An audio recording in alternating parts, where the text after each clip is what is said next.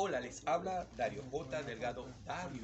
Nos encontramos aquí en la librería del Teatro Baral, como pueden observar.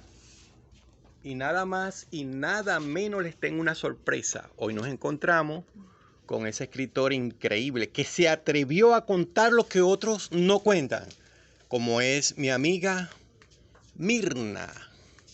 Aquí la tengo y presentando y bautizando algo increíble que va a estar aquí a la venta: Los sonidos del COVID. Mirna González, amiga, escritora zuliana.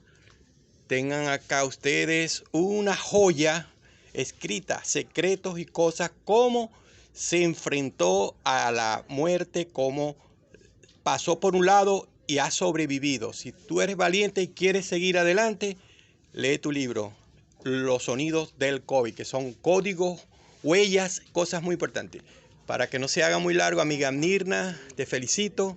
Y bueno, corto, ¿qué te llevó a escribir ese libro? ¿En 2 palabras o 3 tal vez?